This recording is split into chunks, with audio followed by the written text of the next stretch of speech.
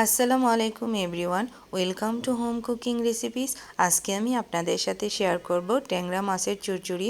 এজন্য আমি একটা কড়াইতে কিছু ট্যাংরা মাছ নিয়ে নিয়েছি। ট্যাংরা মাছগুলোকে আমি খুব ভালো করে ধুয়ে পানি ঝরিয়ে নিয়েছি। এখন এখানে দিয়ে দিব পরিমাণ মতো পেঁয়াজ কুচি, পরিমাণ মতো কাঁচামরিচের কুচি, পরিমাণ মতো লবণ,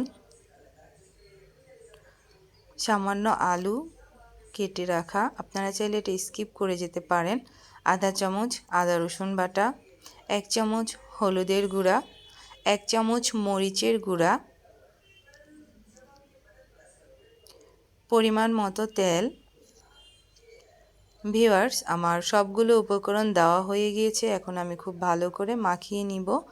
ভিউয়ার্স, আমি খুব ভালো করে মাখিয়ে নিচ্ছি। আপনারাও খুব ভালো করে সবগুলো উপকরণ মাখিয়ে নেবেন। ভিউয়ার্স, মাখানো হয়ে গিয়েছে।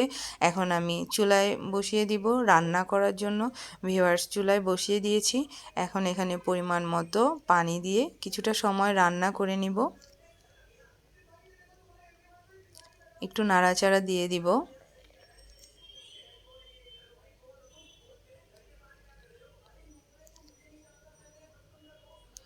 ভিউয়ার্স, আমার মাছটায় প্রায় ব্লক চলে আসছে।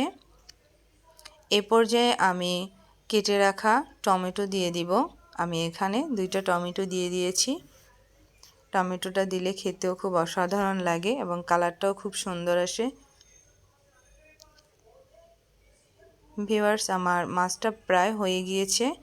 আমি যে পরিমাণ পানিটা এখন আছে এটাকে একটু ভালো করে শুষিয়ে নিব। ভিউয়ার্স, হয়ে গিয়েছে আমার ট্যাংরা মাছের তরকারিটা। এখন আমি একটু উল্টিয়ে পাল্টিয়ে দিব, একটু ঘুরিয়ে দিব কড়াইটা, যাতে করে খুব ভালো করে হয়ে যায়। ভিউয়ার্স, হয়ে গিয়েছে আমার ট্যাংরা মাছের তরকারি।